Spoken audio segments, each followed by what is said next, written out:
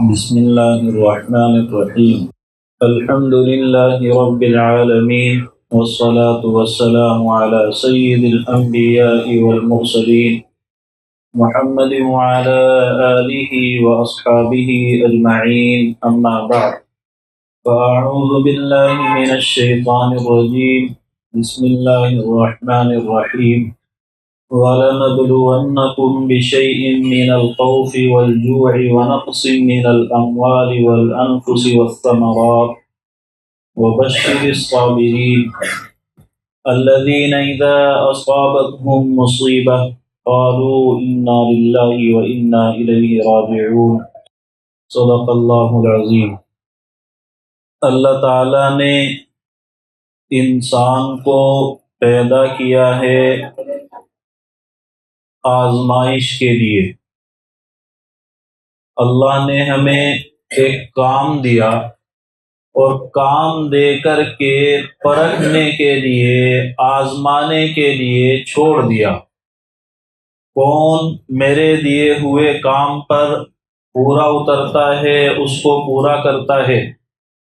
کون میرے دیے جانے والے امتحان میں ناکام ہو جاتا ہے، میری طرف سے ملنے والی ذمہ داریوں کو ادھورا چھوڑ دیتا ہے؟ تو یہ آزمائش، یہ امتحانات اللہ نے اس دنیا میں رکھے ہیں. اور قرآن کریم کی بہت سی آیتوں میں اللہ نے اس کا تذکرہ کیا ہے. تمہاری زندگی کا مقصد امتحان ہے، آزمائش ہے. وہ آزمائش ہمیشہ سختی کے ساتھ میں آئے گی ایسا نہیں ہے.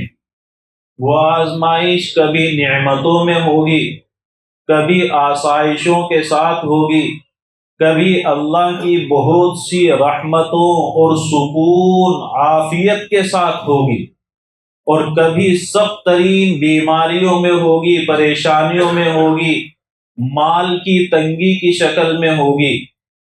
غرض آزمائش، امتحان، ابتلاءات کبھی بہت اچھی شکل میں ہوں گے کہ انسان کا دھیان نہیں جائے گا، اور کبھی بہت سختیوں کے ساتھ میں ہوں گے کہ آدمی پریشان ہو جائے گا، گھبرا جائے گا اور اپنے مقصد سے بہک جائے گا.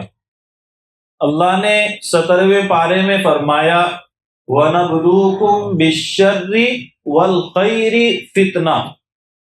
تمہیں آزمائیں گے، خیر کے ذریعے سے بھی آزمائیں گے، شر کے ذریعے سے بھی آزمائیں گے.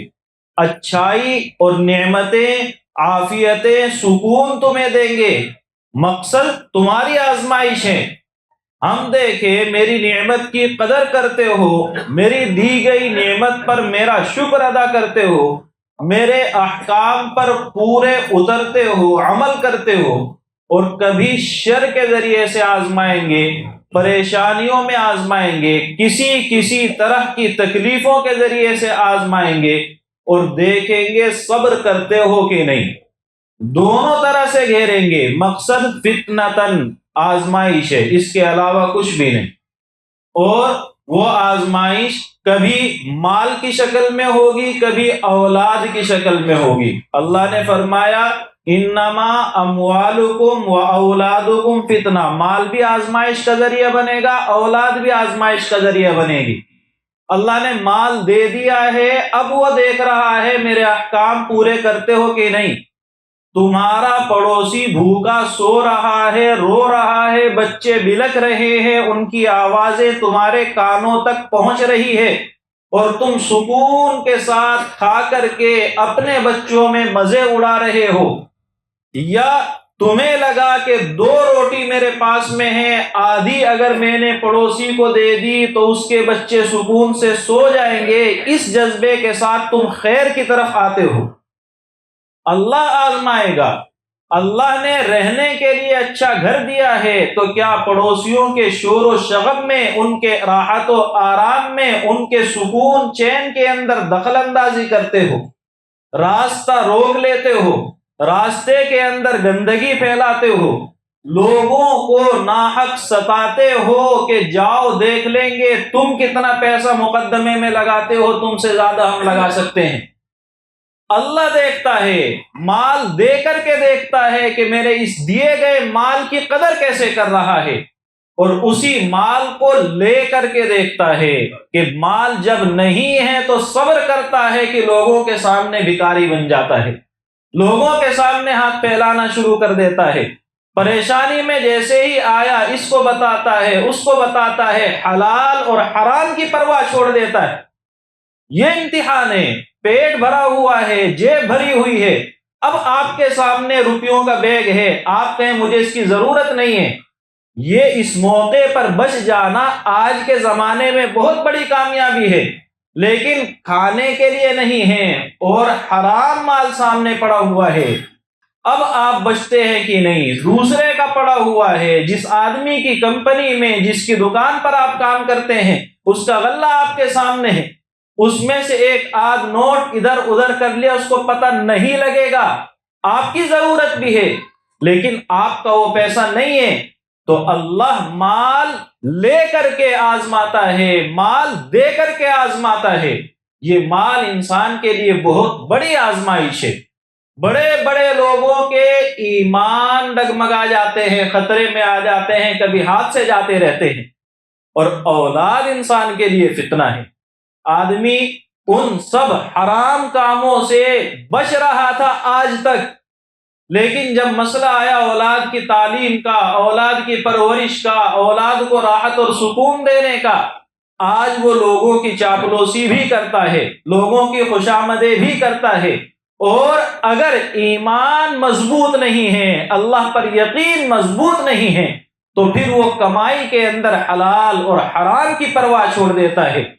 بھلے ہی نتیجہ کل یہ ہوگا کہ حرام سے پری ہوئی یہی اولاد آپ کو سبق سکھائے گی، لیکن ابھی پرورش کے اندر اس کو یہ بات ذہن میں نہیں آتی ہے، اس کا خیال نہیں جا رہا ہے کہ حرام کا لقمہ اثر تو ڈالے گا۔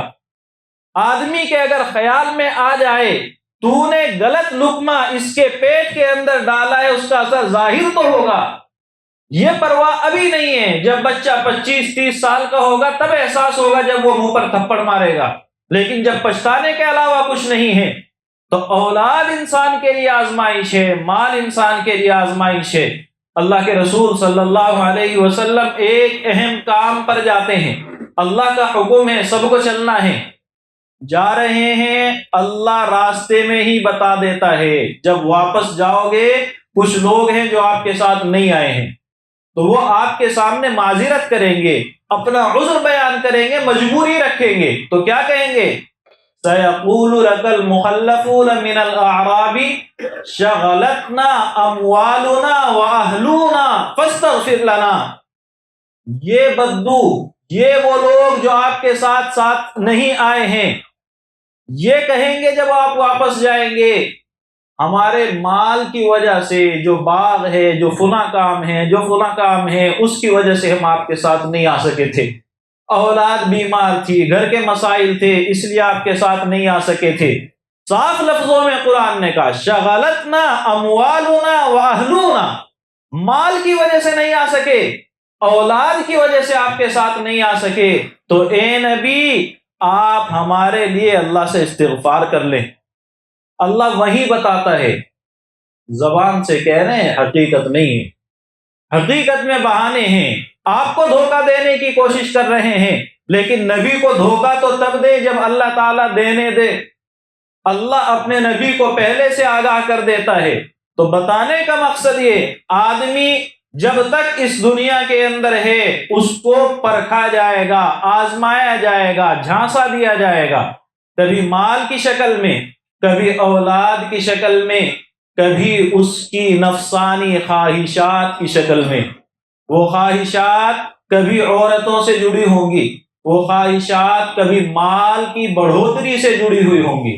زُيِّنَ لِلنَّاسِ حُبُّ الشَّهَوَاتِ مِنَ النِّسَاءِ وَالْبَنِينَ، اولاد کی شکل میں، عورتوں کی شکل میں، مال کی شکل میں، یعنی مال ہے زیادہ کرنا ہے، زیادہ ہے اور زیادہ کرنا ہے، یا حرام کاری کی طرف ذہن جا رہا ہے۔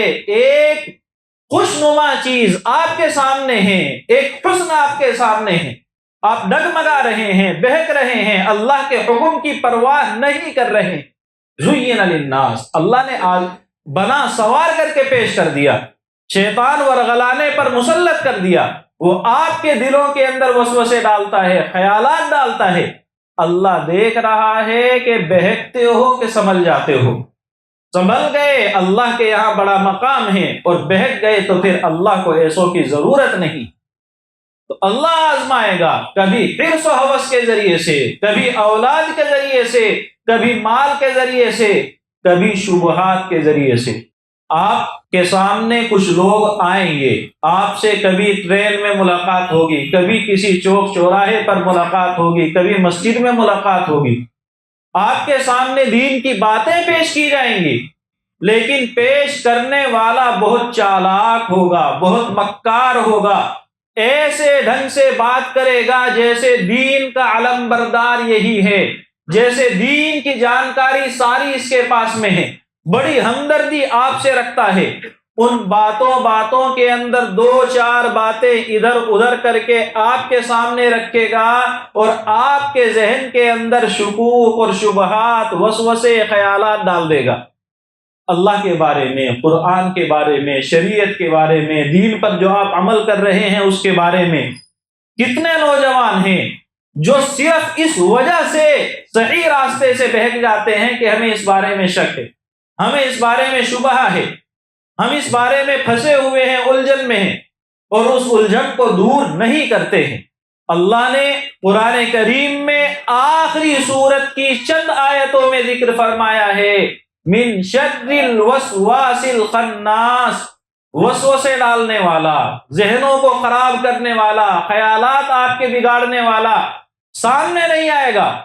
آپ سے ملاقات ہو گئی ہے، آپ جانتے ہیں کہ اس آدمی سے میری ملاقات ہوئی ہے، عام لوگوں کو اس کا پتہ بھی نہیں ہوگا، کیونکہ اس کو پتہ ہے مجھے توجہ سے بچنا ہے، یہ اس کی کوشش ہے۔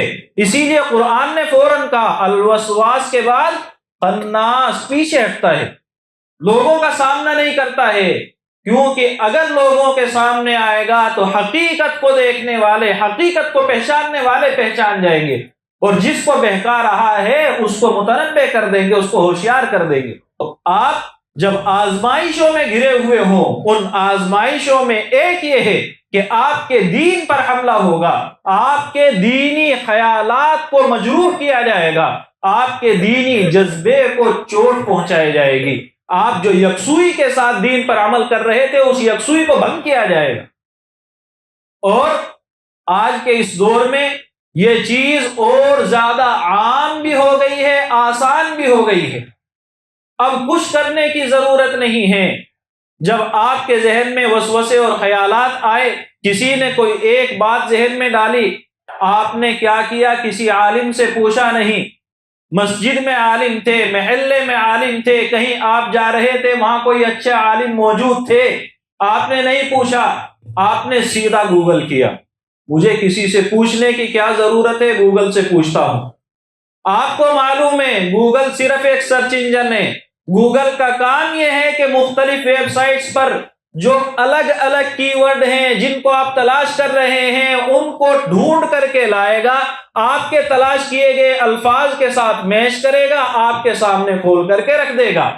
اب ان حروف کا جو آپ نے وہاں پر سلیکٹ کیے ہیں، جو الفاظ آپ نے وہاں لکھے ہیں، ان الفاظ میں کتنی ویب سائٹ کے ساتھ میچ ہوا، کون سی صحیح تھی کون سی غلط، آپ کو کیا علم ہے؟ آپ کو کیا معلوم ہے جو ویب سائٹ آپ نے کھولی ہے وہ صحیح آدمی نے بنائی ہوئی ہے، صحیح آدمی کے اس پر مضامین پڑے ہوئے ہیں، یا غلط آدمی نے جو غلط خیالات لوگوں کو پروسنے کے پیچھے لگا ہوا ہے اس کی باتیں آپ پڑھ رہے ہیں؟ آپ کو کیا معلوم جو وہاں دکھایا جا رہا ہے وہ حقیقت ہے یا حقیقت کو چھپانے کی کوشش ہو رہی ہے؟ نتیجہ یہ کہ آپ نے علم حاصل کرنے کی کوشش کی گوگل سے، اور گوگل نے آپ کو وہ علم دیا جو کوئی آپ کا دین پر ڈاکہ ڈالنے والا دینا چاہ رہا تھا۔ آپ نے کچھ اطمینان حاصل کیا اور فوراً ذہن میں آیا فلاں مولانا نے جو کہا تھا وہ صحیح نہیں ہے، یہ تو گوگل نے بتایا یہ صحیح ہے، حالانکہ گوگل کوئی خود چیز ہے ہی نہیں، گوگل نے آپ کی صرف رہنمائی اس تک کی تھی جو آپ کو بہکانے پر لگا ہے۔ پھر آپ نے اپنی اس بات کو مزید مضبوط کرنے کی کوشش کی، آپ گئے یوٹیوب پر، اور یوٹیوب پر آپ نے اسی مضمون کو، اسی ٹاپک کو تلاش کیا، وہی چیز جو آپ نے وہاں دی تھی 2-4 ویڈیوز کے اندر وہ مل گئی. آپ نے دیکھا یہ بھی کہہ رہا ہے، یہ بھی کہہ رہا ہے، یہ بھی کہہ رہا ہے. آپ کے ذہن میں نہیں ہے یہ ساری مارکیٹ کے ایک ہی مارکیٹ کے دکاندار ہیں، سب ایک ہی خیال کو بیچنے کے پیچھے لگے ہوئے ہیں. یہ سب آپ کے دین کو ایک ہی اینگل سے ہڑپنے کی کوشش کرنے والے لوگ ہیں. آپ وہاں سے بہکے، اس کے شبہات سے بہکے آگے چلے ہوتے ہوتے یہاں تک آ گئے. آپ کو معلوم نہیں ہے کہ جو دین یہاں آپ کو سکھا رہا ہے وہ حقیقت میں ایک سنگر ہے. اس نے کسی زمانے میں اگر کوئی چیز سیکھی تھی تو گانے سیکھے تھے. اس نے کسی زمانے میں اگر کوئی چیز سیکھی تھی تو گانے لکھنے سیکھے تھے. اس نے اگر کسی زمانے میں کوئی چیز سیکھی تھی تو بلڈنگیں بنانی سیکھی تھی. اس نے گاڑیاں ڈیزائن کرنا سیکھی تھی. اس کے پاس میں علم اس چیز کا ہے اور آپ اس سے دین لے رہے ہیں اور آپ مطمئن ہیں. کیوں مطمئن ہیں؟ کیونکہ آج ہر شخص کو وہی بات اچھی لگتی ہے جو اس کے دل کے قریب ہوتی ہے. اور آپ کو معلوم ہے کہ اس پرفتن زمانے میں، اس ذہنی خرابی کے دور میں، جہاں عیاشیاں ہوں، جہاں ننگا پن عریانیت ہو، وہاں آپ کا ذہن بہت دیندار ہو جائے، وہاں آپ کا ذہن اللہ کے احکام کا پابند ہو، بہت مشکل ہے. آپ کے ذہن میں پہلے سے آزادی، اور جب اس آزادی کے ساتھ یہ خیالات آپ کے سامنے، آپ نے کہا یہی دین ہے. اس طریقے سے ہمارے نوجوان بہکتے ہیں، اس طریقے سے غیروں کے چنگل میں آتے ہیں.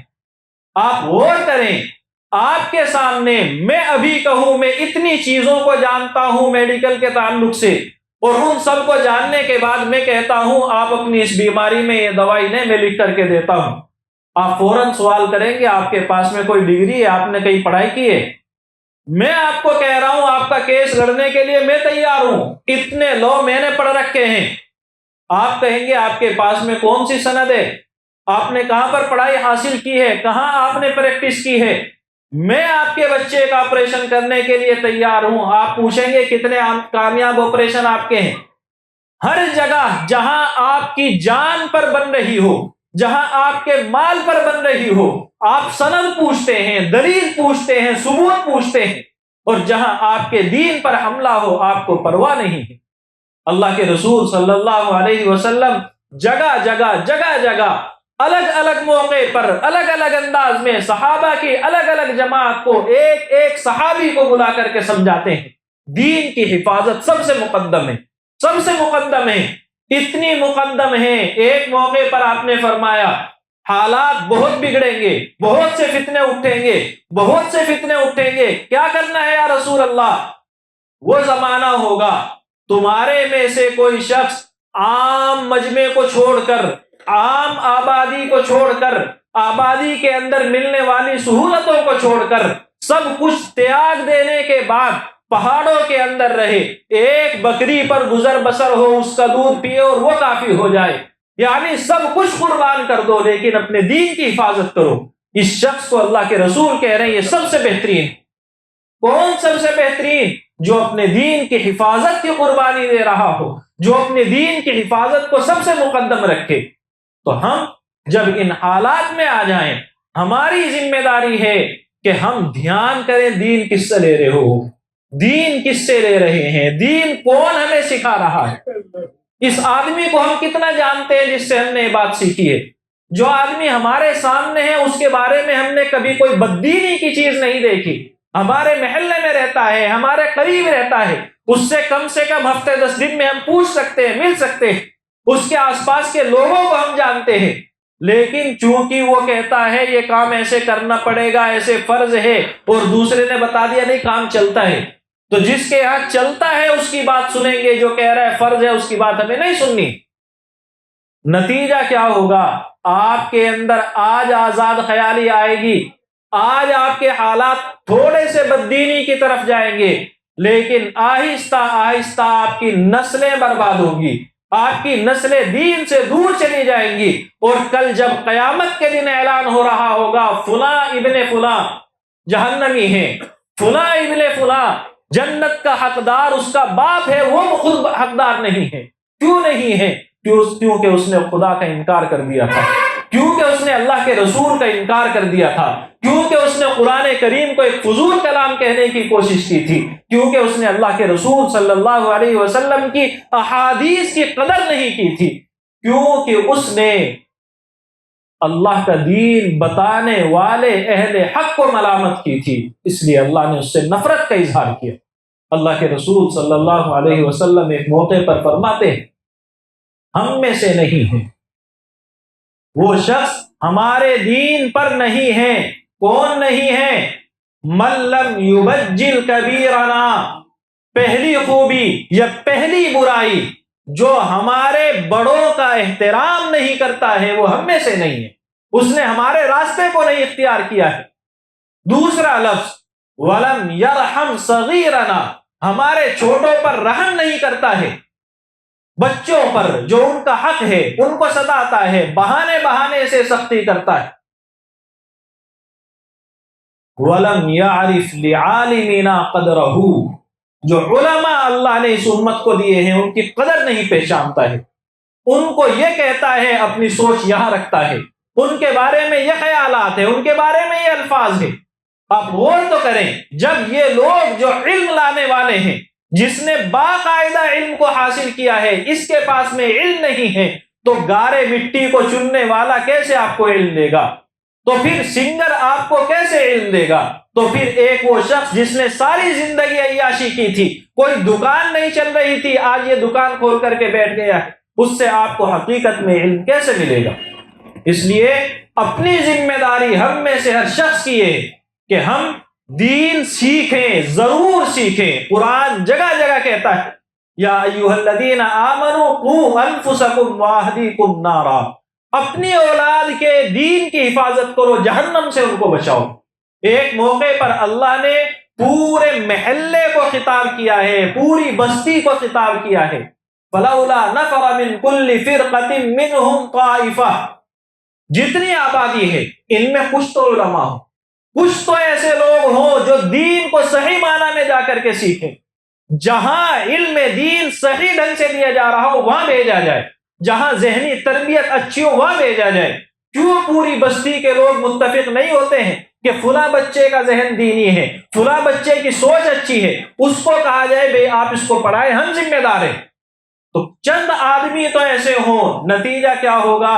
لیتفقہوا فی الدین، وہ خود دین سیکھیں گے، وَلِيُنذِرُوا قَوْمَهُمْ، اپنی قوم کو جہنم سے بچائیں گے، اپنی قوم کو برائی کے راستے سے بچائیں گے، اپنی قوم کو خدا کا خوف، خدا کے عذاب کا احساس دلائیں گے، اپنی قوم کو اللہ کے دین کی قدر ان کے دل کے اندر ڈالیں گے، لعلہم یحذرون، تاکہ پوری کی پوری یہ نسل، تاکہ پورا کا پورا یہ خاندان غلط راستے سے بچ جائے، تاکہ پورا کا پورا یہ خاندان اللہ کے عذاب سے بچ جائے۔ یہ ہم سب کی ذمہ داری، جہاں اللہ پوری قوم کو تلقین کرتا ہے، دعوت دیتا ہے، ترغیب دیتا ہے، وہی کہتا ہے وَاتَّقُوا فِتْنَةً لَا تُصِيبَنَّ الَّذِينَ ظَلَمُوا مِنْكُمْ خَاصَّةً، اگر اللہ کے احکام پر عمل نہ کیا، اگر اللہ کے احکام کی ناقدری کی، اللہ نے جن جن چیزوں کی طرف تمہارا ذہن چلایا ہے، متنبع کیا ہے، ان چیزوں پر تم نے توجہ نہیں دی، تو پھر دھیان رکھنا ایک ایسا فتنہ اٹھے گا، ایک ایسی آزمائش کا سیلاب آئے گا جس سیلاب میں صرف ظالم نہیں پیسے جائیں گے، جس سیلاب سے صرف وہ لوگ متاثر نہیں ہوں گے جو بددین ہیں، صرف وہ لوگ متاثر نہیں ہوں گے جو مجرم ہیں، ہر وہ شخص جو اس معاشرے میں رہتا ہے سب پر اس کا حملہ ہوگا، ہر وہ شخص جو اس معاشرے میں رہتا ہے سب کے دین پر آنچ آئے گی، سب کی زندگی پر آنچ آئے گی۔ لا تصیبن الذین ظلموا منکم خاصہ، صرف ظالموں پر پہنچے نہیں، سب پر۔ اس لیے ہم میں سے ہر شخص کی ذمہ داری کہ اپنے دین کی حفاظت کریں، اپنے اولاد کے دین کی حفاظت کریں، اپنے خاندان کے محلے کے ماحول کی حفاظت کریں۔ پتہ لگ رہا ہے فلاں جگہ پر غلط کاری ہو رہی ہے، پتہ لگ رہا ہے فلاں جگہ پر غلط ماحول بن رہا ہے، پورے خاندان کی ذمہ داری، پورے محلے کی ذمہ داری، جو معزز افراد ہیں وہ جائیں اور اس بننے والی ٹولی کو، اس بننے والے گروہ کو بکھیرنے کی کوشش کریں، اس بننے والے ماحول کو منتشر کرنے کی کوشش کریں. جب ایک ساتھ اس راستے پر آئیں گے یقیناً آزمائشوں سے چھٹکارا ہوگا. اللہ تعالی ہم سب کو سمجھنے کی، عمل کرنے کی توفیق عطا فرمائے.